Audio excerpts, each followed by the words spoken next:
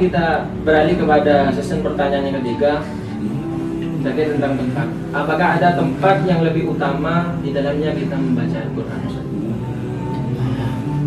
Terkait dengan di mana Al-Quran itu akan kita baca, tentunya dimanapun Al-Quran itu dibaca, dia akan memberikan manfaat, bukan hanya kepada orang tersebut, tetapi di mana tempat Al-Quran itu dibaca, di mana saja di Al-Quran itu baik, baik itu di masjid afdal utama, ya masjid utama, di musola ataupun di rumah-rumah kita, di kantor juga baik, di sekolah bagi mereka yang jadi guru, di pasar bagi mereka yang semuanya akan menjadi baik. Karena ada suatu hadis Nabi yang diriwayatkan oleh Al-Imam Al-Bazzar. Beliau Rasulullah pernah bersabda, innal baital ladzi yuqra'u fihi al-Qur'an yaksuru khairuhu. Sesungguhnya rumah-rumah yang sering di dalamnya dibacain Al-Quran, selalu baca Al-Quran rumah tersebut, apa katanya? Yaksuru khairuhu, maka akan banyak kebaikan-kebaikan yang ada di dalam. Rumahnya paringi barokah, rumahnya diparingi barokah, berkat rumah Gara-gara sering baca Al-Quran. Maka berkaitan dengan hadis Nabi SAW, nawiru buyatukum bisolah wabitillah watil Quran. Sinari rumah-rumah kalian dengan sholat sunat, sholat wajib kita laksanakan berjamaah di masjid atau di musola, dengan sholat sendirian, wabitillah watil Quran, dan yang kedua dengan membaca Al-Quran.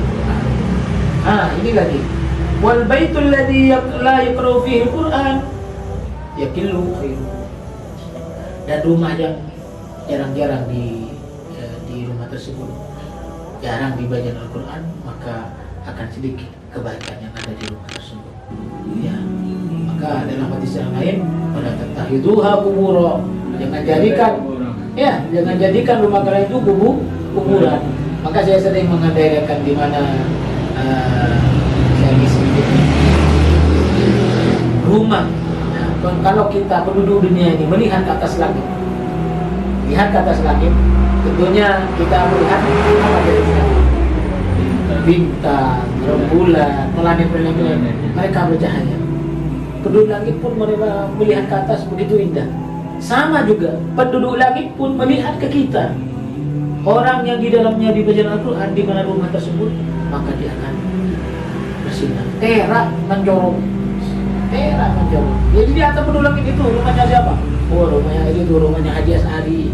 Masya Allah, karena beliau sering baca Quran. Itu Masjid Babur Rahmah, ini Masjid Agungan Taqwa mungkin, ini Masjid Sekat Putih mungkin, Bondowoso, di mana? Ini Ampel, terang gitu. Ya. Jadi di atas langit terang, yang kita juga berkat di barakatil Quran.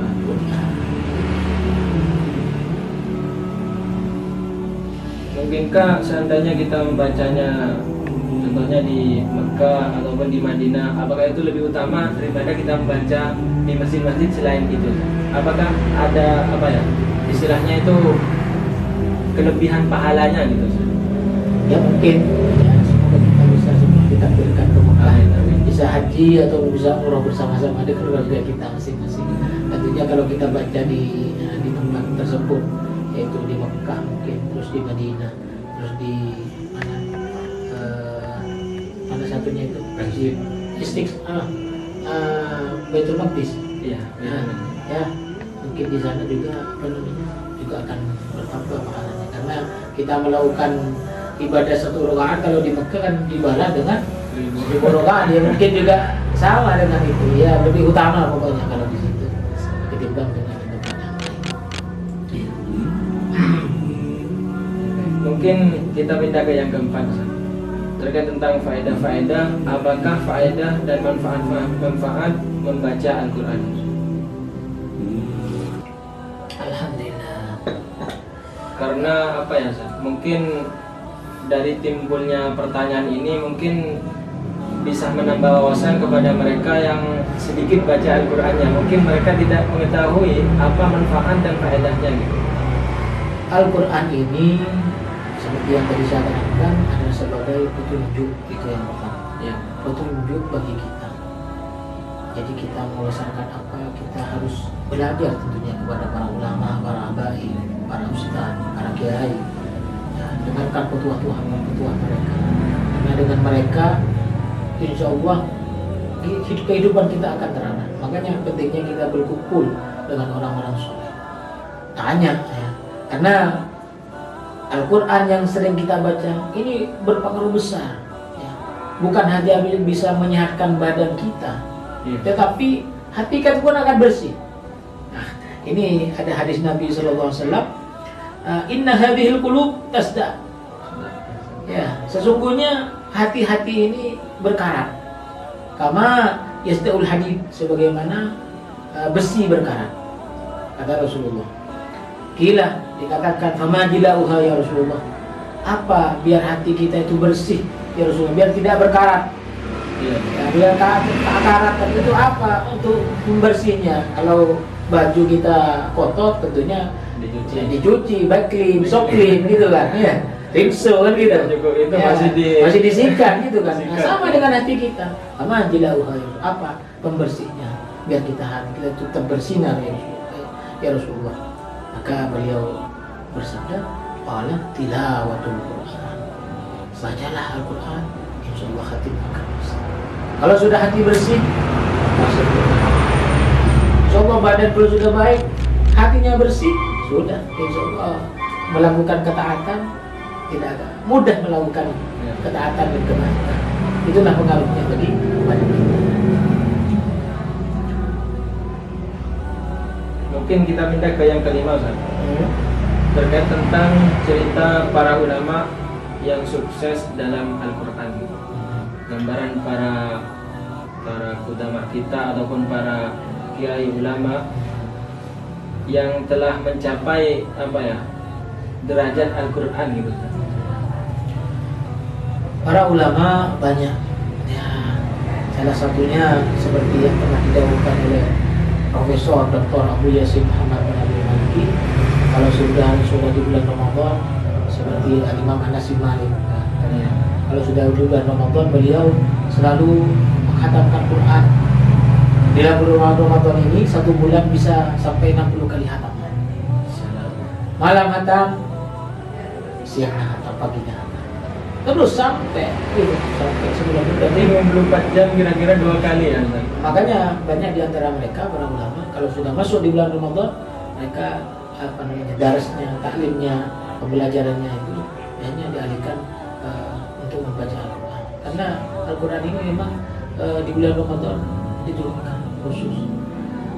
Banyak juga Imam Syafi'i, sahabat Utsman bin Affan, sampai Rasulullah pun ini semua berkat dari didikan dari Rasulullah SAW.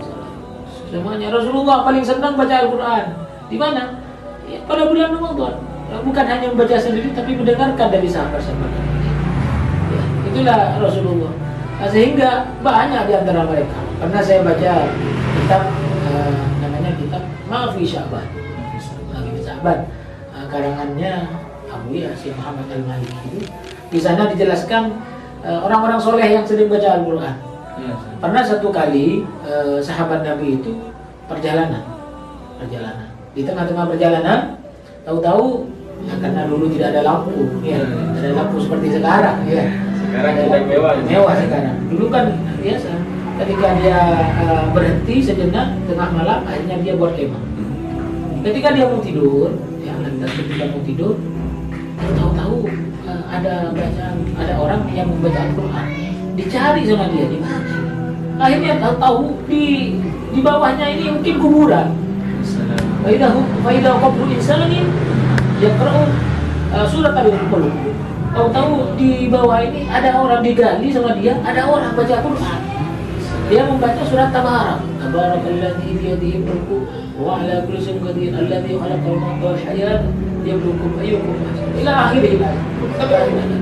Dia baca Quran di dalam. Masyaallah. Dan sudah meninggal ya. Sudah meninggal itu sudah dalam kuburan. Akhirnya singkat cerita, sama ini ditutupi lagi di kuburan. Nyampe ke kota Madinah, ya lapor kepada Rasulullah. Ya Rasulullah, saya dalam perjalanan, tahu-tahu saya bermalam, kemah atau di bawah itu ada kuburan. Wa idza qabru insanin yaqra'u suratal muluk, dia membaca surat muluk. Apa kata Rasulullah?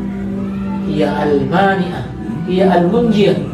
Dia itu sebagai surat Tabarak ini sebagai penghalang, al-munjiyah, penyelamat yang ada di kubri dari adab.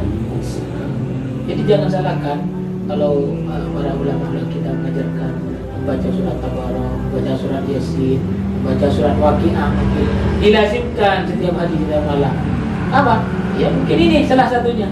Dia baca Tabarak saja, tidak yang tetap dia masuk. Ya sudah seakan-akan menjadi tabiatnya saja. Kebiasaan. Moga-moga kita bisa meneladani mereka. Minimal saya mengajak pribadi Al-Fakir, mengajak pribadi saya sendiri dan para pemirsa di bulan Ramadan ini minimal satu kali hatam.